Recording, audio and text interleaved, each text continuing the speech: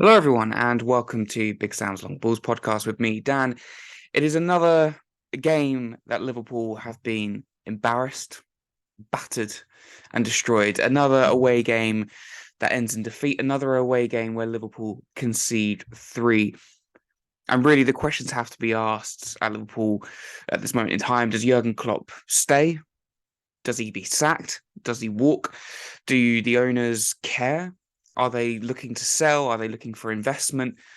And quite frankly, another question we have to ask at this moment in time is, are the players doing enough for this football club right now? So let me know in the comments section down below. I'm going to have a quick discussion today, giving some of my thoughts. Now, I've been away for a little while. I haven't made any videos for a short time. And today, obviously, my camera is quite clearly broken, which may be an added bonus, let's be perfectly honest. But let's have a little discussion about the game yesterday. Away from home, Wolverhampton Wanderers, a team that started off the game yesterday in the relegation zone, and a team that we beat a few weeks ago away from home in the FA Cup. A 1-0, a dogged, resolute performance.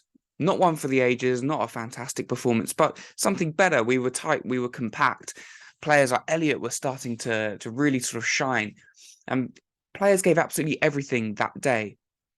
It couldn't be further from what was on display yesterday. It was shoddy. It was horrific. It was embarrassing. It nearly brought a tear to my eye, to be perfectly honest. This isn't Liverpool. This isn't the team that I've seen for these number of years now. And I don't go into games demanding that we win or, saying we absolutely should be entitled to win. But as a bare minimum, I go into games and think we should compete physically. We should give everything that we've got for this club, for the badge, for this manager of all managers. This guy has come in, he's won everything at this football club. Every single trophy possible, this man has won for us in Jurgen Norbert Klopp. And he's kept this tight group of lads together. And there are mitigating circumstances. There is a lot of different circumstances right now around this football club. Some of the most blindingly obvious right now is we do have injuries to big players. Kanate out again. Van Dijk out. Jota been out for the majority of the season. Luis Diaz out. Firmino out. These are big injuries. There's no doubt about it. And any team, I think, in world football would struggle if they had such big players out, and especially out for such a large part of the season. But it does get to a point where I think of the word excuses. And not excuses for Jurgen Klopp, but excuses for other players to not turn it around and to not put in these performances. And the hope is that once these players come back, that we will raise our level. I mean, we certainly can't get much worse. But do we really need to be depending our hopes for the rest of the season and our club going forward on such a selection of small players? The rest of the team has to step up. They have to step up. Other problems at this moment in time is the ownership. And as a Liverpool fan, I'm sitting here thinking what I want to know is, where do we go going forward with these owners? Because their policy of sell to buy is something that I don't particularly enjoy. I'm sure a lot of Liverpool fans don't enjoy, but we got to the top of the mountain with it. And FSG have done a lot of good things. They've also done a lot of heinous things. I'm thinking about the Super League exactly comes to mind. Furloughing staff is another thing that comes to mind. So personally, if you ask me, am I FSG in or out? I'm out. 110% I am FSG out. And there are rumours happening, and they are exactly that. They are rumours at this moment in time, but there is crisis behind the scenes. Edwards left about a year ago. His predecessor, Julian Ward, is about to leave. These are sporting directors. These are, barring Jurgen Klopp, arguably the most important people within the football club. Mike Gordon, who's been pivotal in the success in recent seasons to work so closely with our owners and with Jurgen Klopp on day-to-day activities and making sure that everyone is pulling in the right direction. He hasn't left the football club, but he's been delegated to work elsewhere. And then there's rumours that we're going to have a full takeover, which sparks other controversy because of if they are Qatari businessmen, because of the civil rights and gay rights and trans rights and women's rights that happens in that part of the world. It sparks more controversies of, do we want people like that taking over the football club? And then there's also rumours that FSG don't want a full takeover. They want investment. But they've had investment from Redbird in recent seasons, who also either own or part own AC Milan. I can't remember off the top of my head. But this is a company that has invested in Liverpool before, and Liverpool have seen very little or none of that money. In fact, FSG took that money and invested it in their other sporting teams. And the rumours are that Redbird are going to come in and invest a little bit more because they want a higher percentage to own of the football club. Now, seeing how little that money has gone into Liverpool, that worries me a hell of a lot. So personally, if you're asking me of what I want FSG out, fully out. And I want owners who are going to come in with the money to compete at the highest level and to back the greatest manager that Liverpool have had, certainly in my lifetime.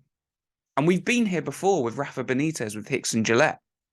And the fans turned, but they've turned on Rafa. Now, Rafa Benitez is a Liverpool legend. What he did at this football club was incredible, but Jurgen Klopp is on another level, in my opinion. But we let Rafa go, and look at what happened next. Look at the dross that happened next. History cannot be allowed to repeat itself. Jurgen Klopp needs to be backed by whoever owns this football club, and most importantly, needs to be backed 110% by the fans and the players. Now, I'm fairly confident that the fans back Jurgen Klopp, but there is a lot of dispute. There is a lot of, I suppose, split at this moment in time, certainly online, of is it time for Jurgen Klopp to go? Now, personally, that seems ludicrous. Jurgen Klopp needs to stay at this football club. 110% Jurgen Klopp needs to stay at this football club. That doesn't mean that Jurgen Klopp cannot be criticised at all. Of course he can. And I've criticised Jurgen Klopp multiple times on my channel. Tactically, we have been inept in most games this season. That comes down to Jurgen Klopp. We look beaten from minute one in games.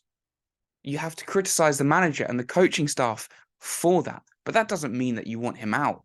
You just want him to be able to up his game, and the owners need to be able to back him.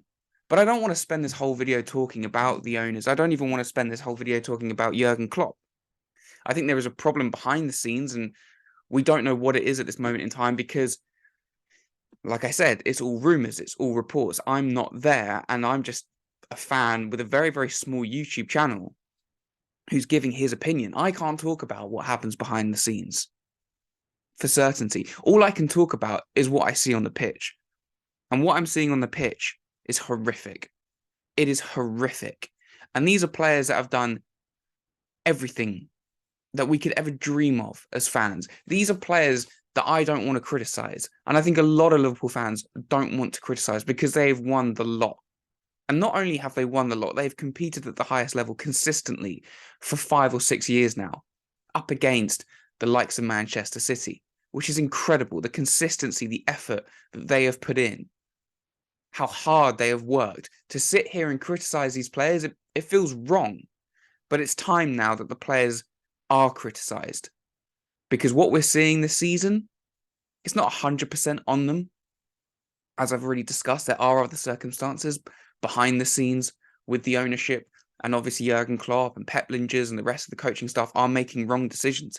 But fundamentally, the buck stops with the players. Once you cross that white line and you step out onto the football pitch to be outrun, to be outfought, game after game after game this season, you have to take it upon yourself as a football player and say, I am not stepping up right now. Are these players playing for the club? Are they playing for the badge? Are they playing for us as fans? Right now, the answer has to be no. And yesterday, I'm watching a player in Joel Matip, who I absolutely love and think is a fantastic player. He's dawdling around like an 80-year-old shuffling around in his home on a Sunday afternoon. What on earth is he doing out on that football pitch? He hasn't got a clue. I'm watching players like Andy Robertson who want to lead. I'm sure they want to lead, but so indecisive all over the place. Joe Gomez making mistake after mistake. Trent Alexander-Arnold not doing the things that he used to do. A bombing fullback. Constantly on the overlap of Mo Salah, whipping balls into the box. He didn't cross the halfway line yesterday. For the umpteenth time this season, he doesn't cross the halfway line. He's playing as a third centre-back, just lumping it forward over and over again. It's horrific to watch. Thiago doing step-overs on the edge of his penalty area, playing or attempting to play beautiful tiki-taka football, reverse passes, blind passes on the edge of his penalty area, while we're being pressed by 3 or 4 Wolverhampton Wanderers players. It's not the time, mate. He's a wonderful player, Thiago. He was my favourite central midfield player in world football for years before he even signed for our club. He's one of the reasons why I absolutely loved watching Bayern Munich for years. The guy is an incredible and world-class footballer, and we've seen it at Liverpool. But my word, there is a time and a place to be doing some of these things. When you're 2-0 down after 12 minutes, to be passing the ball in such stupid areas and to do it so casually, you really have to question the mentality of some of these players. Naby Keita, I thought, had a decent game, but decent is at best right now. And this is a player that is going to leave for free in a few months, and he's probably one of our better performers. Stefan Bajcetic in that midfield, he's 18 years of age. And he probably was our best player. He's the only one on the ball right now who's got any confidence. He's the only one on that pitch right now who looks like he can make a tackle in tight areas, turn away from trouble, and look to play a forward pass. The kid is 18. He's literally a kid. And he's putting these senior players to shame. And yes, he made a mistake for that third goal. But my word, is he head and shoulders above the rest at this moment in time. And that is really worrying. Cody Gakpo, he's only played a couple of games, 40 million, but it's not had the effect that we wanted. A brand new signing, he's come in, he looks awful. He looks awful at this moment in time. He looks allergic to be able to get involved, to make a challenge. He looks petrified, the poor bloke. And I'm not digging him out here, you know, I feel for him. He's come into an absolute mess of a situation. A few months ago, I think most players in world football would want to join Liverpool. Right now, be the opposite. They want to get out of this football club. I feel sorry for Cody Gakpo. I think he's had a couple of decent performances or a couple of decent cameos, should I say. But it's clear that he doesn't really know what he's meant to be doing out on that football pitch. And why would he? One game he's playing as a false number 9. The next minute he's playing as a left winger. It's confusing. There's no doubt in my mind that Cody Gakpo will go on and be a decent player, or hopefully a very good player for Liverpool. But right now, he just looks lost and isolated. And he looks afraid to get stuck in. Mohamed Salah, a world-class player, an incredible player. Given a huge pay rise, he's broken the wage structure. A player that we all wanted to see remain at this football club. There's no doubt that every single Liverpool fan and probably player wanted Mohamed Salah to stay. And if you look at his stats this season, his stats are, or at least you can make an argument to say he's having a good season, but he's not. You watch Mo Salah, he's doing nothing in games. He's not involved. He can't control a football. He can't pass to a teammate. He can't keep a shot under the bar. He's not getting involved. He looks. Body language is so important, and you're watching it in games. He looks like he wants to be anywhere else in the world. And this has been really difficult for Mohamed Salah on a professional level. He gets to the African Cup of Nations final. He loses. He doesn't qualify for the World Cup. Is it likely that he's going to qualify for a World Cup again? Probably no, to be perfectly honest. He loses out on the Premier League title by 1 point, and he's also the player that scores that goal, that heartbreaking video where he runs to the crowd thinking he's done it, only to be told by the crowd that actually no, Man City have done it. They've turned it around and they're winning 3-2 against Man City. And then a week later, we lose to Real Madrid in the final. The final that he built up as it's time for revenge because the previous final he missed through injury. There's no doubt that these players are struggling mentally. And I think Mo Salah is a big player who's struggling mentally right now, alongside that physically. And then you add into the fact that the owners have not invested enough. But I don't want excuses anymore with this football club. It's not the owner's fault, and it's not Jurgen Klopp's fault that we can't compete physically on the pitch, that players cannot run as much as the opposition. I'm sorry, but I don't give into that. The fact that we're being outrun, the fact that we're being outfought It's no one else's fault that players can't make a 5-yard pass, that players can't control a football. That's on the players, and they need to take responsibility for that. They need to work harder. There's nothing else to be said. It's football at the end of the day. If you want to improve, if you want to get back to where you need to be, you need to work harder than those other 11 players that are against you. Because if you don't, you are never going to win, not consistently. And then you look up top with a big Darwin Núñez, who personally I'm not overly sure about. I see why people like him. He's exciting, he's chaotic, he runs the channels, he works hard, but his finishing is way off. It's absolutely chaotic. And you think if you had someone a bit more consistent, i.e. maybe a Sadio Mane, this season wouldn't have been bad. But equally, that just papers over the cracks. And I'm hopeful that going forward, Darwin Núñez will show us what he can do. But equally, you have to feel for him. The tactics, seemingly at this moment in time, are just lump it into the channels, let him run and shoot from a obscure angle. That's not what he signed up for. That's not what we thought we was going to be getting. So while Darwin Núñez does need to improve drastically, so does the tactics, so do his teammates. Just lumping it long and letting him run into the channels and trying to shoot from obscure angles that are always going to favour the goalkeeper, it does him no favours. But look, we're not going to get top 4. I think that's fundamentally clear. And I say it's probably unlikely at this moment in time that we get Europa League or the Conference League or whatever it's even called. And to be honest, I don't really care. This club needs a huge reset, a massive reset going forward. And we need to go back to that Jurgen Klopp's quote, we need players who are going to push the train, not jump onto it. That's what we need. And if we need a season or so out of Europe, I'm all for it. Jurgen Klopp is the man for me that we need to keep. He is the most important person or aspect of this club right now. There's no other manager in world football that I would take at this football club. And if FSG made the decision to sack Jurgen Klopp, or if they let Jurgen Klopp leave, the toxicity would be unrivaled at this football club. And this is a message for those Liverpool players, not that they're going to listen to this, but if they are downing tools, they need to be very, very careful, because this is unlike any other football club, and Jurgen Klopp is unlike any other football manager in the world, in my opinion. I don't think any other fan base loves their manager and adores their manager as much as how we feel about Jurgen Klopp. Maybe in the past, if players down tools, they would feel that they can get the manager sacked and get someone else in. No, that's not going to happen. Not here. If Jurgen Klopp leaves or he's forced out, those players will hear it. Those players will feel it at Anfield until the day that they leave. Because every one of us fans will know that the reason why Jurgen Klopp has left this football club is because of them. And those players, they really need to think long and hard if that is the decision that they are going to be making, that they are going to screw this football club over. Now, I personally don't believe that. But if those players are downing tools and thinking we're not going to work for this manager because we want to bring someone else in, think again, because Jurgen Klopp stays above all of you. I probably speak for the majority of fans. We would rather see every single one of these players leave before Jurgen Klopp. Now, this is a really huge time in the season now, and these next 5 games are borderline horrific.